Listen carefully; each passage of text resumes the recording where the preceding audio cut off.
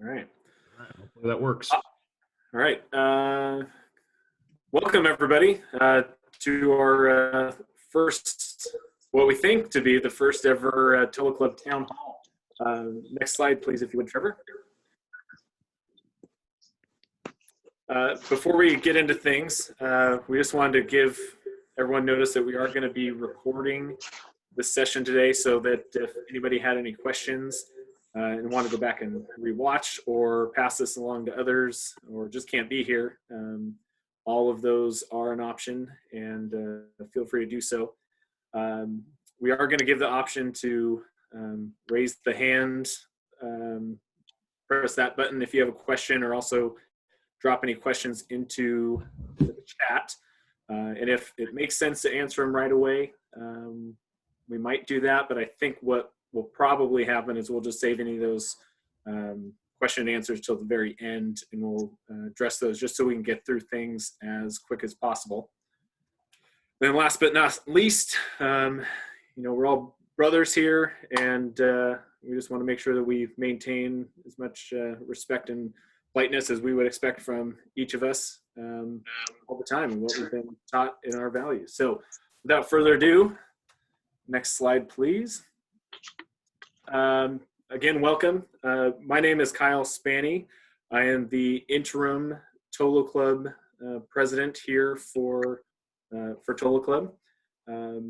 Joining with me here as representatives of Tolo Club, I want to send a quick thanks out to Ryan Pauley, Trevor Sodorf, Andrew Talovich, John McMullen, Liam Sweeney, Adam Hefner, Dave Simpson, and Scott Holbert, who are still actively helping out with the Tolo Club. So just want to give them a quick shout out for all the time and effort that they contribute or continue to contribute into the fraternity. So just quickly on, not yet, Trevor, on why we wanted to do this town hall is that we, as the current volunteers for Tolo Club, really want to start doing a better job at engaging and communicating with the fellow alumni as well as undergraduates, especially with COVID and the limitations not being able to have our golf tournament annual meeting here this past summer. We wanted to make sure that we did something to share, and if this works, then we will hopefully keep it going in the future. So without further ado, next slide will kind of go over what we have in line to talk about tonight, and then we can go from there. So next, I'll give kind of a quick rundown, the current state of the house, and what's kind of going on from the amongst other chapters, as well as the university. There's been at least one big announcement from the university this week. And then Trevor will talk about our current financial situation. Andrew will give an update on our COVID campaign. Adam will then come in, give an update on the golf tournament, this upcoming golf tournament this summer. And then we'll give a plea for getting some more volunteer help and answer any questions that might be out there. So without further ado, let's talk about the house. So I think the biggest thing that I need to make sure we recognize, because I know that we didn't have the opportunity to recognize and thank both Jim King and Don Pillow in the way that they deserve, is that both Jim, who was our previous Tolo Club president, and Don, the previous Tolo Club treasurer, have stepped down here this last year from their roles, and they've been on board since 2006, if I remember correctly, and are duly credited and need to be thanked by all of us for really being there to save the house in a really critical time. And so this is not even close to what they deserve for thanks, but we do need to give a shout out in front of all the alumni for everything that they've done for the fraternity, and we thank them both. So round of applause, everybody, for them. Anyway, moving on to the chapter currently. If you haven't heard, our chapter has been closed to housing undergraduates in Pullman since last March. When the first lockdown for COVID hit in March, we decided to, it coincided with spring break, and it made sense to close the house. And when everything went into lockdown, almost all the other chapters did the exact same thing. And then moving forward a little bit into the fall, we decided as the Tolo Club leadership that it made sense to keep the house closed as well. And I just wanted to kind of go over some of those reasons behind that, for just transparency, and if in case anyone was curious what went into that, is that ultimately both WSU and the city of Pullman requested that all students that weren't permanent residents stay away. There was big concern in that they only had 25 hospital beds at the Pullman Hospital. And if there'd be a big surge of COVID coming back with students, they did not want to risk any harm to the Pullman community itself. And so with that, the conduct office for WSU was very clear in that they were going to be holding both individuals and organizations accountable for any sort of group violations that might have parties, et cetera, or even violating the COVID guidelines that were out. The Pullman PD further went along and was threatening that they were going to be issuing tickets, and we saw that. Several of you probably saw it on the news. Furthermore, a big thing is that we just couldn't, our physical property could not meet the guidelines set out by the Washington State and Whitman County Department of Health for their shared living requirements, which is what our fraternity fell under, because we have one showering area, ultimately shared bathroom, shared dining, shared living, shared sleeping facilities. We couldn't meet it. And then when it came to the legal question on whether or not we could, how liable would Tolo Club, Lambda Chi be if anything were to happen to any of our members, or if our members infected someone else and something happened to that person. There's just too many unknowns at the time to really know if it was worth the risk. And ultimately, Tolo Club's mission is to, protect the fraternity and make sure it's there for the next year and the next 5, 10, 15, 100 years, the next generation. And we couldn't take the risk at the time to open up the house. And it just ultimately wasn't the right thing to do. There's too many unknowns and risks. And then actually this past December, we did look and highly consider opening the house for this spring, pending some strict guidelines and plans put forth by the undergraduates, but we could not get enough undergraduate commitment to move into the house. And so the house has remained closed this semester also. So we're basically going to be a year and a quarter in terms of school year of not housing any students. And so we very much look forward and are fully planning on reopening the chapter here in the fall. As many of you probably saw from the university, that they are moving forward, and Tim chime in if I screw this up, but moving in a direction this fall where they will have both in-person and online classes. And what that's going to look like, we don't know, but they are doing everything in their power to make that happen. And we want to open our facility to support that. And I think we're on track from a health perspective where we can keep everybody safe. And we're figuring out how to do this with COVID, and hopefully vaccinations are going strong then too. In terms of what other chapters have done, because that question's been raised, in March, I mentioned almost all the fraternity sororities closed. In the fall, most sororities were closed, and a little over half of the fraternities were open. And then now in the spring, there's been some additional fraternities that have opened. But from talking with other housing corporations, it seems as though most are at very small capacities, even if they are open. And it's the few that I know well enough to talk financials with have said that it's been a pretty bad financial burden because the operational costs have just outweighed their income they're getting. So it's another thing that part of the consideration also. Let's see. Yeah. So right now we just elected, or the undergraduates just elected a new officer group here that started in January. I have not met all of them yet, but the few that I have met, I've been really excited about. I think there's some really quality members that have taken on some important roles in a very challenging time, and they're excited to get things rolling, and especially with the prospect of moving in fall, kind of ramp things back up and get operations fully functional before that time. So I'm really excited to see what they're ready to do. And we've, to be honest, been on a really great upward trend here the past few years in terms of taking care of the actual physical property and showing respect of that, and just overall feel in the house and the brotherhood is just it's been an upward trend, and I only see that continuing to move forward.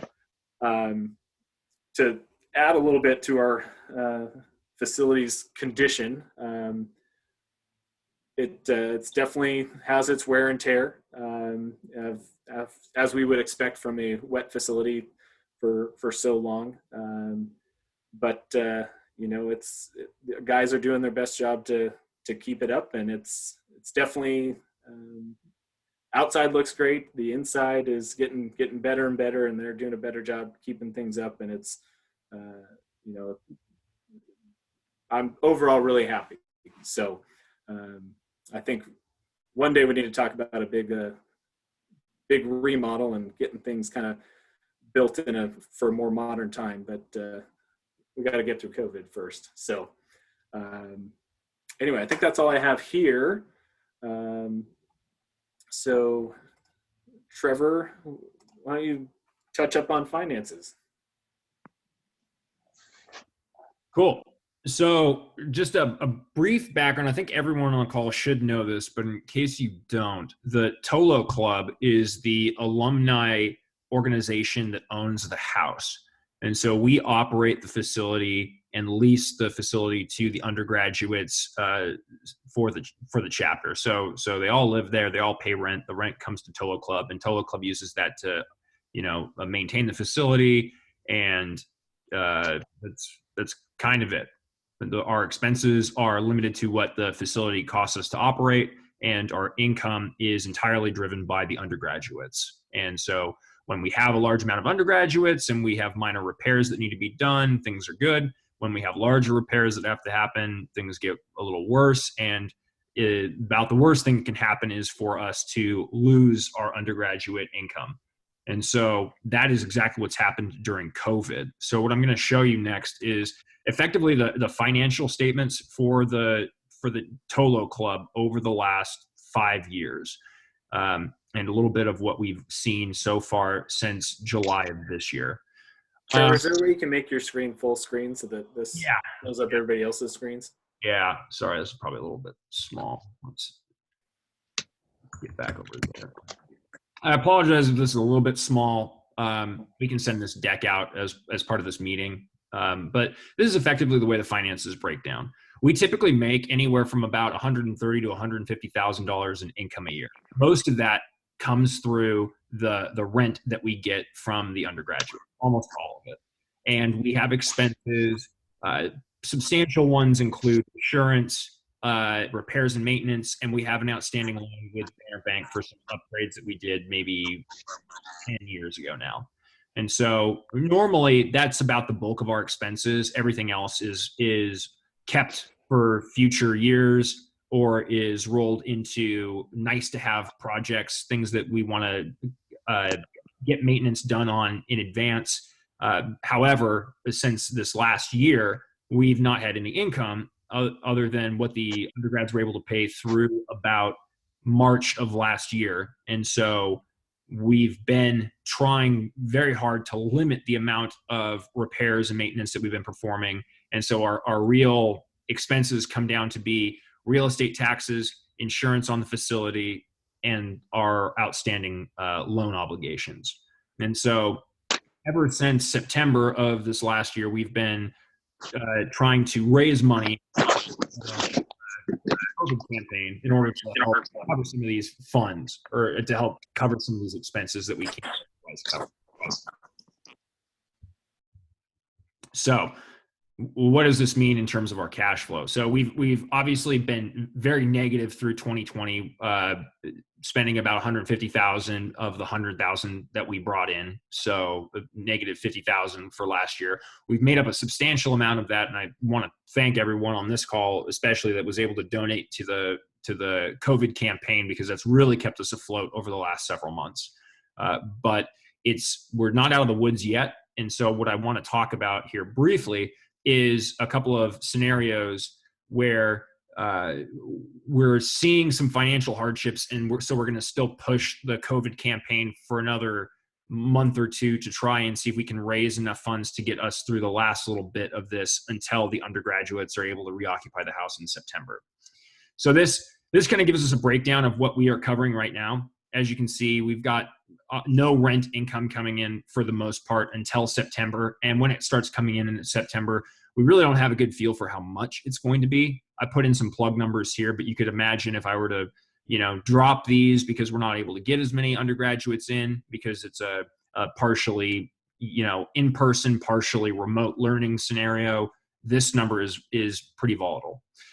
Right now, we're also covering the utilities for the facility, which you think would be fairly low, but it's an old gas system, steam system. So it's still costing us a pretty substantial amount, even with the house unoccupied. We don't have good numbers for previous instances of this happening where the house is unoccupied. So it's hard to know what to expect. I've thrown in some numbers here that are reflective of what we've been paying over the last several months. So hopefully we start to see this sort of trend over time. Again, we have a loan that we're paying. We are trying to get some COVID relief for that, but I've left it in here under the assumption that it will not be granted, as kind of a more conservative scenario for determining what our true runway looks like. We do still have some ongoing repairs.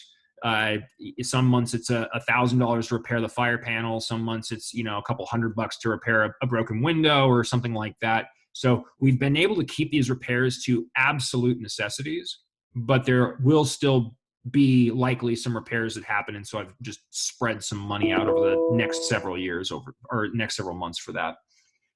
We pay real estate taxes, obviously, and then we have some excise taxes that are going to be coming due here in April for repairs that were done last year. So as you can kind of see, our runway is not looking great at the moment. We currently have about $25,000 in our coffers, and that should last us, given the expenses that we know are forthcoming, approximately till June or July before we're basically out of funding. Now, that's with no additional money raised through the fundraiser. However, if we're able to bump that up and we're able to raise some money, and our goal currently is about $35,000, if we can get there, we'll be sitting pretty good, independent of some of these other scenarios that we're kind of assuming best case scenario on, such as the school actually opening up, us actually being able to get some income.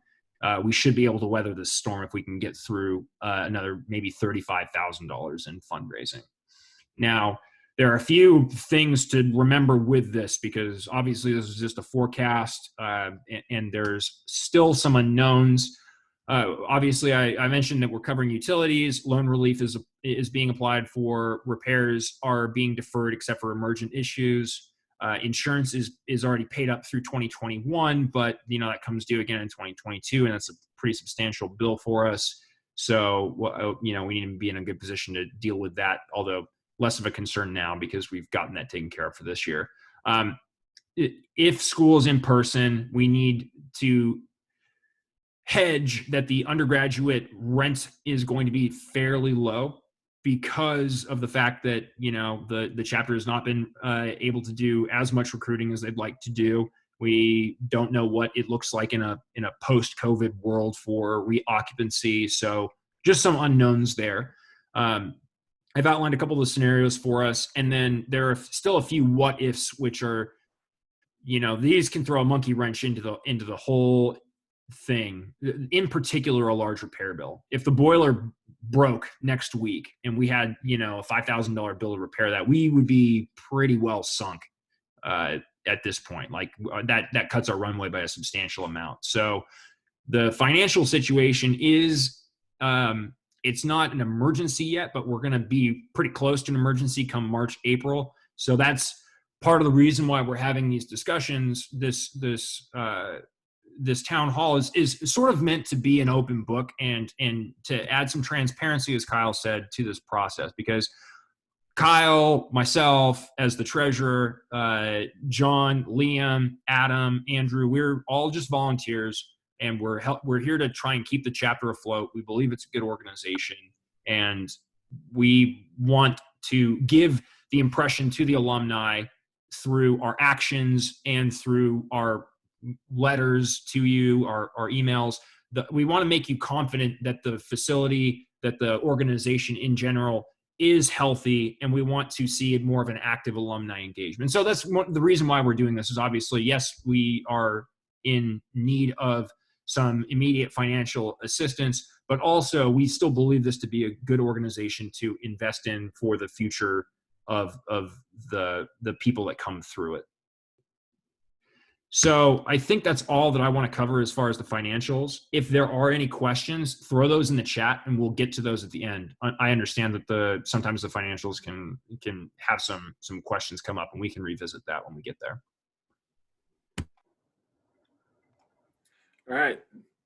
Thank you, Trevor. Andrew, you want to give us an update on the campaign? And yeah. So as Trevor said, we've volunteered and we decided to kick off this campaign so we can stay afloat and continue to have funds to operate the house while the pandemic's going on. So Trevor, you're going to love this. You're going to have to click a bunch. So can you click once? So obviously this is all for the house. Go ahead and click again. A little bit about this campaign. So this is 100% organically run. We didn't hire, some sort of consulting firm or something to call you late at night. We don't take any money or anything like that. Every cent that is donated goes, to the house. And so really our approach with this, when we first kicked this off, just this, little organic campaign between the Tolo Club, is we set up a GoFundMe website. So if you ever want to donate, please go there. We set up a new website that's wsulambdakai.org, which has all the house information, and over time we want to bring the undergraduates onto it as well, so it can serve both the undergraduate chapter as well as the alumni. And then we also kicked off a series of emails. So you might get some emails here and there in your inbox just about the update of the house. We'll keep doing those because we want to keep fundraising and keep connecting people, but that's kind of been our source of communication to the alumni. Okay, go ahead, Trevor. And so as Trevor noted in his financials, we raised over $47,000. So thank you so much for everyone that donated. Again, just looking at those financial statements, you can see how that's really helped us out in this tough time. Go ahead. Yeah, I'm going to interject. I mean, this is huge, and thank you everyone that has donated for stepping up, because we would be having a much different conversation today if you hadn't. So thank you. Sorry, Andrew. Yeah, go ahead and click it. Yeah, one more time. And so we had 70 donations, which again, I mean, it just shows the extent of the loyalty and the love that people of all ages have for the chapter, which we can't say thank you enough. And even if you see some of the breakdowns, we have some big donations, 1,000 plus, but we also have a lot of 100 to 499. Even some is lower, and really any donation's a good donation. So thank you again. Go ahead and click again, Trevor, and then one more time. And then especially we want to say thank you to some of these folks. First, Scott Holbert, he's our high pi. He's in Pullman. He knows a lot of the undergraduates. He's helped out with the chapter, very hands-on for several years. And so he was one of the first to donate. He also made a video that we posted. And we can't say thank you enough. The second is Jim. we sort of used, he had a big donation. We used that as sort of our seed money, our seed capital to sort of get the ball rolling and show that we had actually raised some money, so people felt a little bit more confident to give. Jim, you know, in addition to being president of Tolo Club for so long and helping out the house, he just continues to be such a great mentor and such a great asset for all of us. So, you know, we really thank him. And then Trevor, you know, we just saw Trevor's been working on the finances. Don has really helped Trevor out kind of on board to the finances. And, you know, Trevor gave a big donation and he's also sort of in the thick of this. So I wanted to call Trevor out as well. And then one more click. There are also a lot of major gifts from the following people. And I just want to say, again, we appreciate this so much. So Tim, I know you're on this call. Kyle, our interim president, Austin Brown, Garrett Brown, Ted Erickson, Scott Swanson, James Pierce, Robert Holskamp, Ryan Brown, Dietrich, and Jack Pello. So thank you guys so much. One more click. And so, as Trevor said, our donation goal for the spring, the next couple months, is $35,000. So we're going to keep sort of emailing, try to get some money to keep that house afloat. And then you could click one more time. And really our ultimate goal is to get people back in the house. We can look back at this, you know, in a couple years and see that this is just like a minor speed bump. We can have events at the house. We can meet the undergraduate chapter members, and, you know, we can be the, you know, alumni support that we need to be. So again, thank you very much. And if we get through this, we have very high ambitions for the future.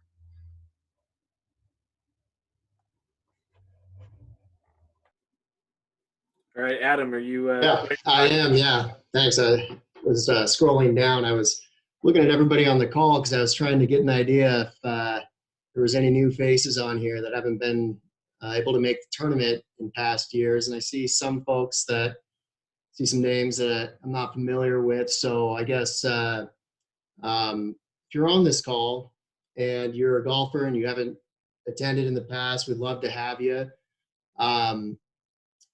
I was also trying to get some emails off here. So I guess after this, if you're interested in the tournament and you're not getting notices, it's probably because I don't have your contact information, which leads me kind of getting ahead of myself.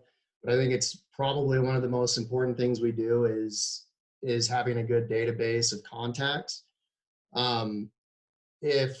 When I send out the annual notices each year, one of the first things I do is ask for folks to send me contact info for other brothers that they know are golfers or may be interested.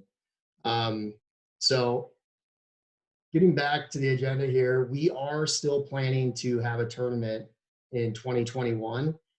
When I sent out last year's recap, or I'm sorry, of the 2019 recap, I think I had, or actually, no, I did send out a notice in 2020, and I said it was 5/29. We are having it the first weekend of June, which is traditionally what we've done, or the weekend after Memorial Day. So, tournament location, I'm still in contact with Druids. It's unclear if they are going to be open to large groups. I, in 2020, personally have golfed in some corporate tournaments, and I know that is still an opportunity. But we are going to be keeping a close eye on it, and I will be sending out a notice here in the next day about the 2021 tournament, and that'll be based on that contact list I was just talking about that I currently have. So tournament format, we're going to have to hold off on that until we get closer.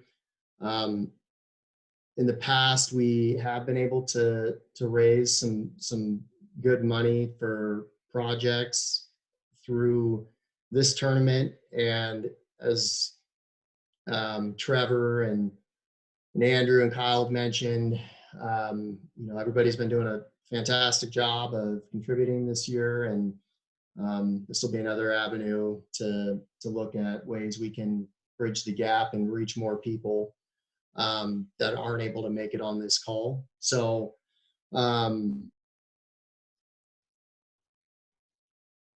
I think beyond that, the tournament is a blast, and I'm really excited to get this organized again for 2021. I know people are eager to get out of the house and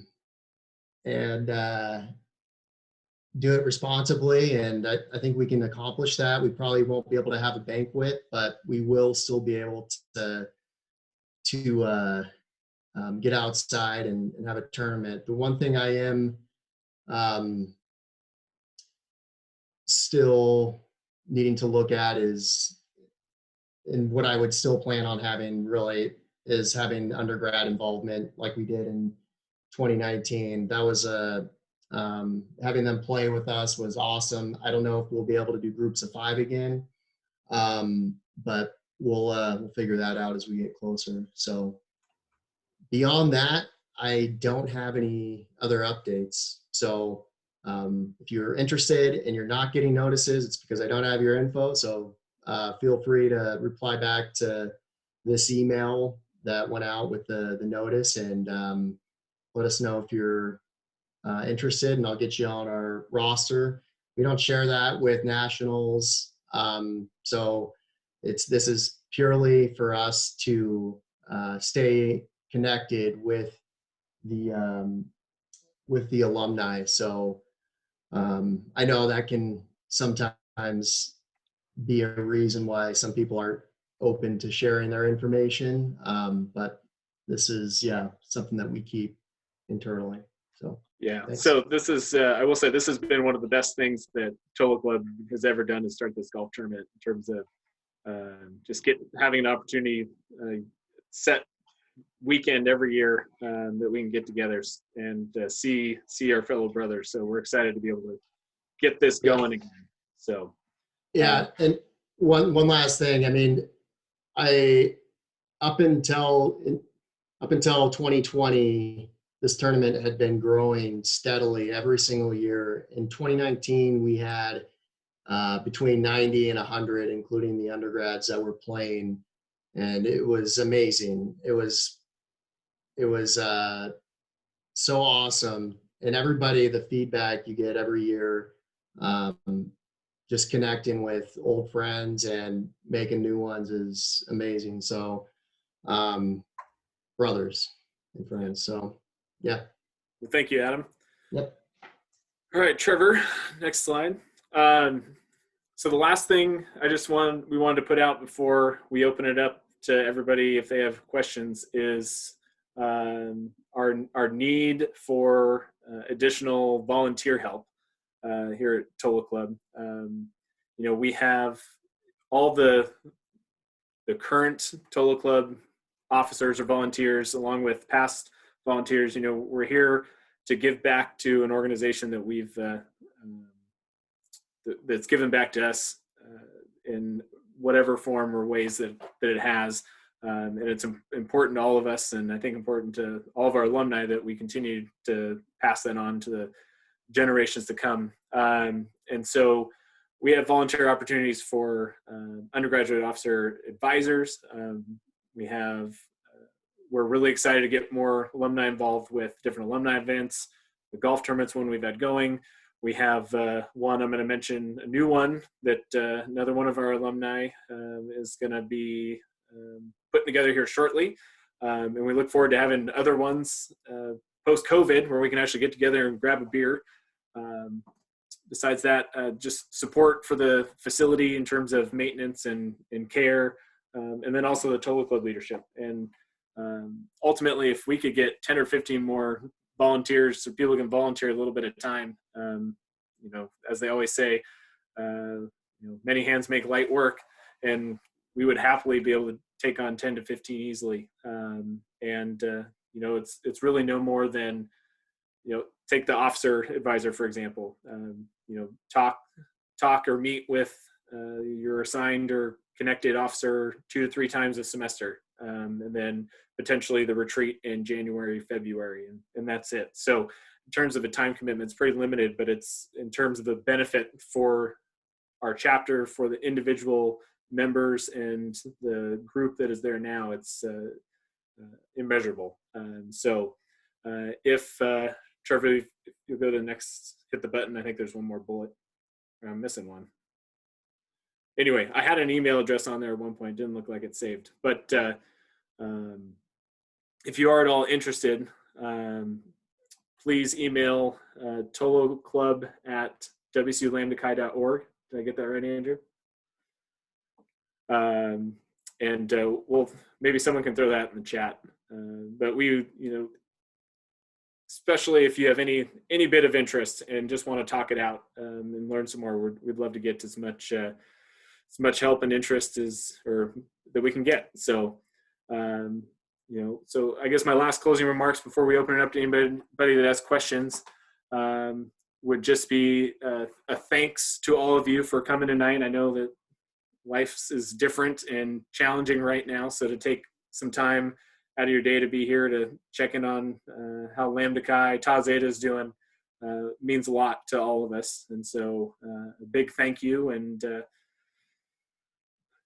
go Cougs before I forget. So yeah, so if anyone has questions, now's a great time to start that. You can either throw them in the chat, or we can try, if you want to try unmuting yourself in the bottom left side of your screen, we can try that.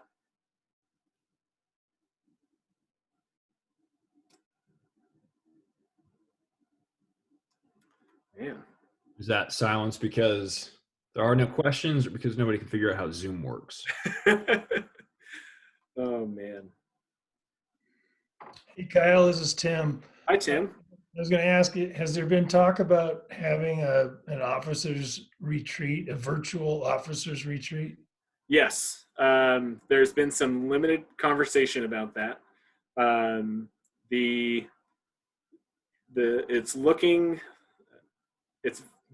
haven't put enough effort into it, honestly. But we are aiming to do something kind of early to mid-February, which is right around the corner here. I've had some personal conflicts myself, which is on the weekends, which have kept me from locking in a date. But I have been talking to the new president, Zach, who says they are eager to at least have definitely a shortened version of the retreat, and at least make introductions and go over some really basic things. But I think it'd be great to do that for sure. One thing we should mention for those of you that aren't aware, every year when the officers change through the elections, the Tolo Club helps with the transition by taking the guys off to an offsite retreat, or over the last, I think, 2 years, we've done it in Pullman. We just sequester ourselves away in a building. Well, and we basically just go through the formal transition process, help make sure that the new incoming treasurer, for instance, has all the accounts, make sure that the high row knows the plan that's coming from the old row, making sure that the president and the former president are sharing all their information. And so it's kind of a very consolidated day-long, 2-day-long thing where we try and build some continuity between the different classes as they transition through their roles. We've found that over the last several years that's been very helpful to avoid things like, the treasurer doesn't know any of the bank accounts exist, or he didn't know that this bill was due, and you can now kind of spans the gamut. So just for your context, that's what they're talking about.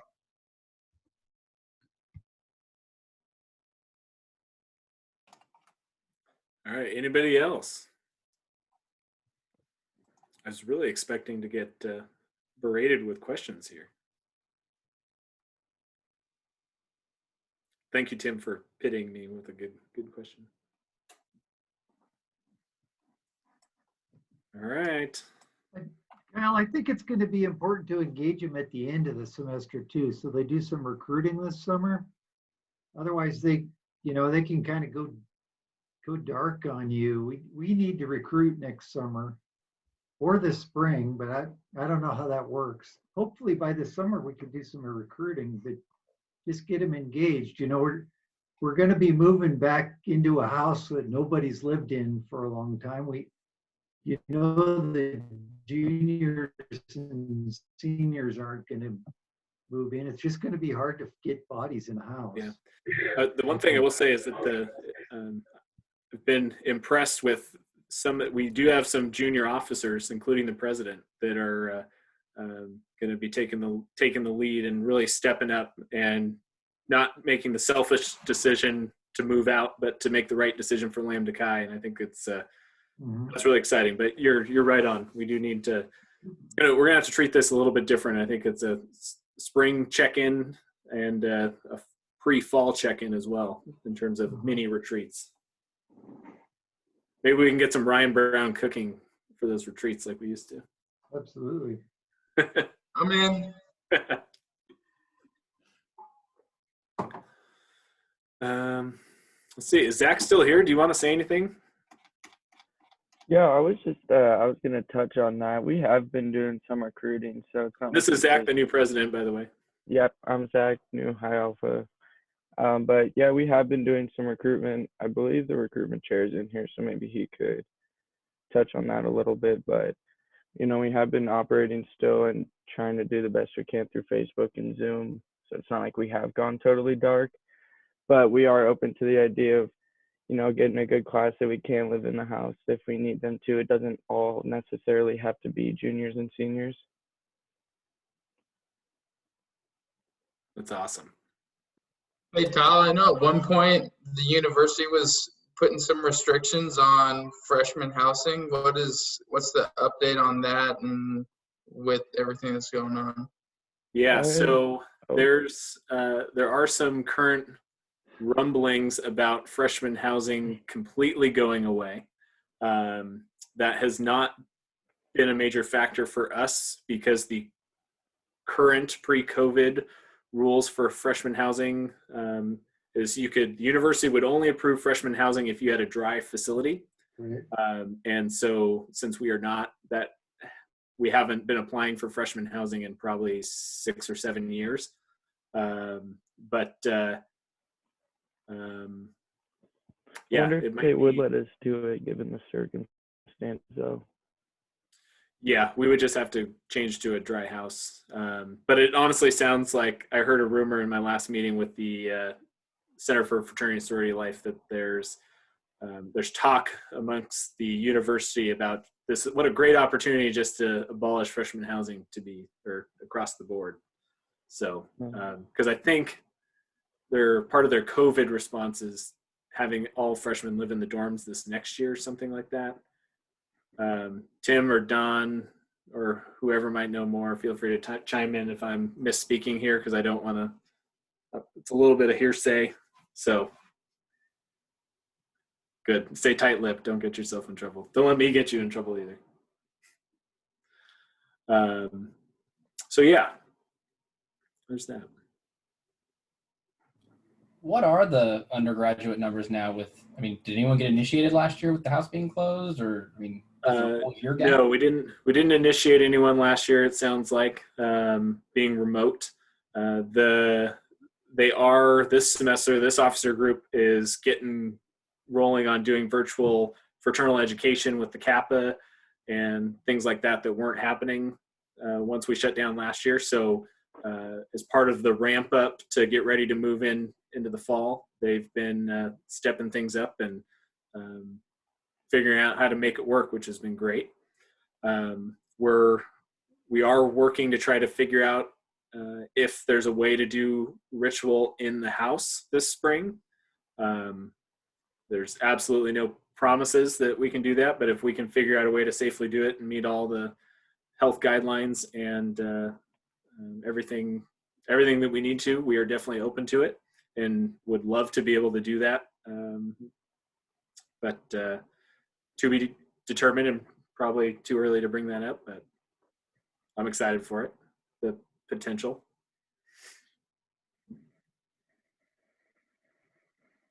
Hey, Kyle, I've got a question about national support. Are they doing anything regarding the financial instability of all the houses throughout the country and ours in particular? The yes, but no. They are being more flexible on when they expect to receive their money, and that they are being pretty eager to do payment plans to help with people's situations. But in terms of any sort of forgiveness or relief, that is non-existent. And to their defense, they still have operating costs that they need to cover, and I get that, just like we do. But at the same time, you'd think that some of their traveling budgets would be down, and maybe that would offset and trickle down a little bit. But we have not received any sort of financial support from them. And just to be clear, because I think a couple people received a random email back in December saying that we were on financial suspension. We are not on financial suspension. That email was sent out in error. So we are currently on payment plans with the fraternity to help us get through the tough financial situation right now, but we are in no means on any sort of suspension in terms of the university and the general fraternity. So that is the good news. And to be real clear, by we, Kyle is referring to the undergraduate chapter. Tolo Club has no financial obligation to the national fraternity. We're kind of speaking, from the general perspective that Tolo Club, while technically being the housing corporation, also represents the alumni and therefore has a vested interest in the undergraduates as well, and the chapter. So just being real clear that for instance, the money going to the campaign is not going to pay any of our, quote unquote, debt to nationals. Yep. Hey, Trevor, while you're on, Hans, Ta 832 asked a question in the chat about what is the loan obligation? What was that loan for, and why are we paying it? Hans Rasmussen? Is that the one? So the loan obligation comes from a remodel that was done, I think, 2010. Yeah, 2010, something like that. And the total obligation, I think, as of today, is like $150,000. So it's approximately $1,800 a month. It's on, I believe, a 15-year fixed, and we're about 10 years into it. So it's getting paid off. Obviously, we're working on how we might restructure that to try and remove that. And one of the issues that comes up, obviously, because the house is very old, sometimes things get happen. For instance, I think Blue Room had some leaks occurring that were causing substantial damage that prevent us from doing a cash flowed fundraising and remodel sort of thing, right? And so because of that, it was necessary for us to take out the loan. And so again, this is just something that is a vestige that we have to handle now, but we're trying our best to avoid having to take out any further debt, particularly while we don't have any source of income. Yep. And to just go over what those capital projects were in 2010, we tuck pointed all of the brick on the exterior, which was no major undertaking. All the windows were replaced from the single pane aluminum windows to double pane vinyl windows. The hardwoods and ceiling was replaced in the first deck, in the living, entry, and dining rooms. A new sidewalk and was poured leading up to the front of the house, along with a new tile being laid on the front porch. What am I forgetting here? Oh, the house was painted. The exterior was painted. and the parking lot was regraded into 2 levels instead of 1 level that was a ramp, which created a ton more parking.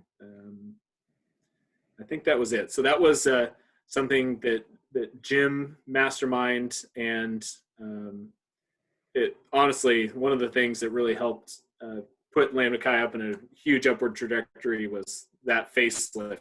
It did wonders for the fraternity, and it's quite fun to look back at pre-pictures prior to that, because now it's what you're used to, but before to after that, it was just amazing. So another hats off to both Jim and Don for that. I believe also part of that loan was like a refinancing of an existing loan. Don't quote me on that. I'd need Don to chime in on that, but I believe that's part of what that was. Hans, I hope that answers your question.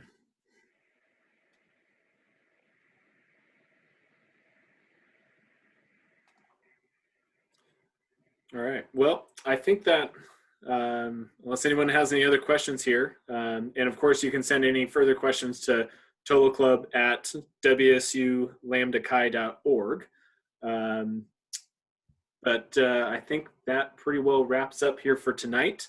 We may send out just a quick, simple survey just to see how people like this, like a 1 question, 1 out of 10.